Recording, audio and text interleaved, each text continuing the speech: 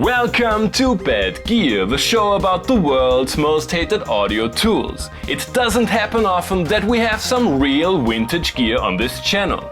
Most electronic musical instruments older than, let's say, 1985 are either untouchable legends or have faded into oblivion, and it is hard to find enough evidence of the controversy surrounding them.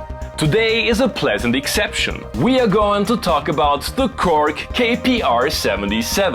This 1983 analog drum machine may look like the Soviet nuclear football, but was intended to be Korg's answer to the now legendary TR-606 Roland had brought to the market 2 years earlier. A remarkable business move from Korg. They released a questionable copy of an unsuccessful product in a time when the underlying technology was considered obsolete because of the reality-distorting drum sample boom. Sign me up for that. At the first glance, the Korg KPR-77 is ticking 606 boxes. Cold War colors with a hint of orange, cryptic display, a few self-explanatory elements and, hooray, faders for the levels of the drum voices, accent and metronome. The rear view reveals some obvious similarities to the original. Trigger outputs for the tom channels, DIN sync and a disturbing lack of MIDI. Please keep in mind that the KPR-77's analog sync is running on 48 ppq instead of Roland's 24, so it's not always easy to integrate it into existing setups. Korg did include some improvements. First and foremost, the cymbal channel can be switched to a clap sound. There's a discrete output for snare and clap, and even today a tape interface comes in handy, especially given the drum machine's amnesia in case you run out of batteries. The analog synth engine is capable of generating 8 sounds.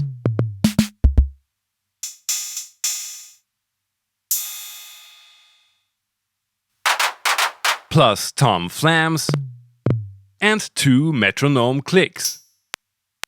All these sounds can't be tweaked unless you go down the well-trodden path of modding the unit.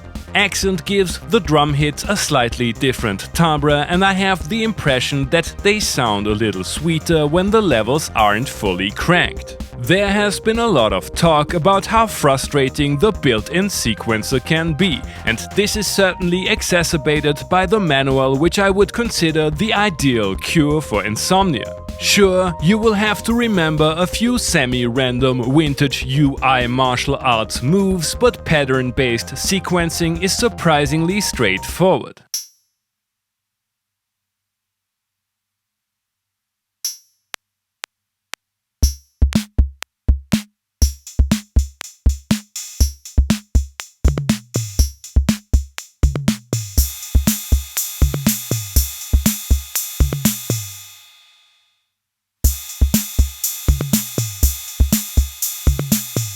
Step sequencing works like a charm, and the maximum pattern length is 32 steps compared to the 16 steps of the TR-606.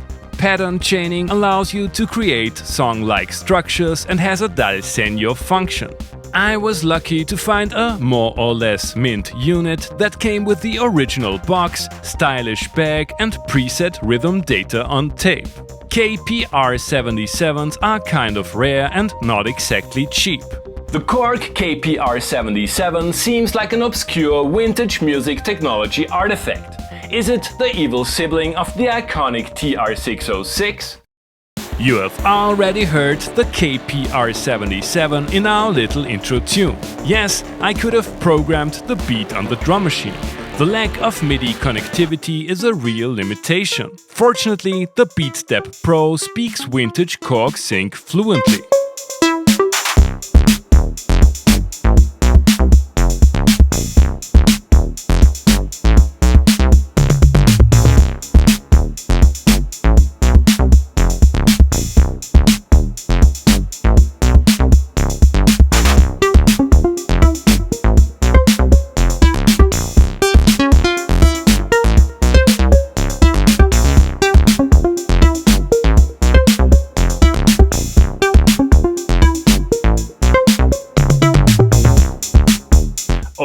me, this certainly doesn't sound like a 606, and the almost distorted character of the snare and head will not be to everyone's taste. I can live with the clap and the toms are smooth as butter.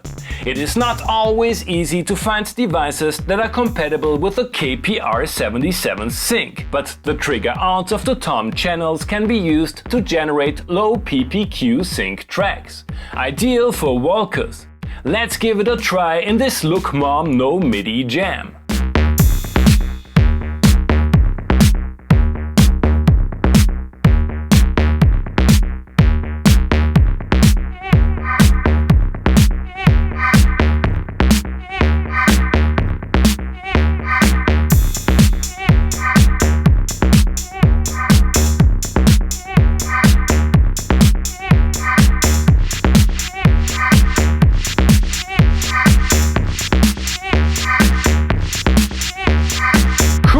The trigger outs are a welcome addition for those among us who don't believe in MIDI, and hard compression works great with the snare. It's a beautiful thing that the Korg Walker is happy with great granddaddy's improvised sync signal.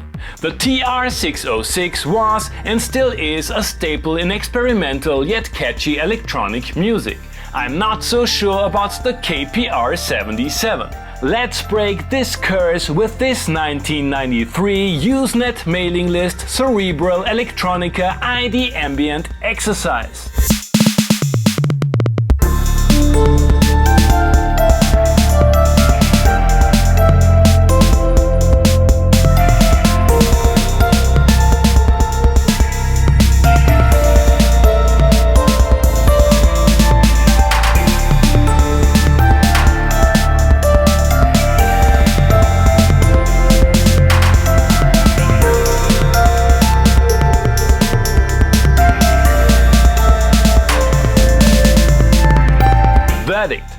I love instruments like the KPR-77. Not necessarily because I enjoy the sounds or workflow so much, but because they give us a little glimpse into a time long gone. Nostalgia aside, are there any other reasons to get one of these drum machines today? It depends. In spite of the similarities, it isn't a real substitute for a TR-606, and there are a lot of alternatives out there. The unorthodox analog sync signal and lack of MIDI is a deal breaker for a lot of musicians. However, the trigger outs and raw analog tones would fit many modular setups nicely. All that being said, the KPR-77 is the ideal drum machine for relaxed evenings with fellow synth aficionados. Have a cold drink, enjoy the smoking device of your choice, and marvel at the vintage design, antiquated UI and crude sounds. Thanks for watching and see you next time! Hey guys, I hope you enjoyed the episode. Feel free to like, subscribe, become a patron and leave a comment what other kind of gear you would like to see and hear on the show.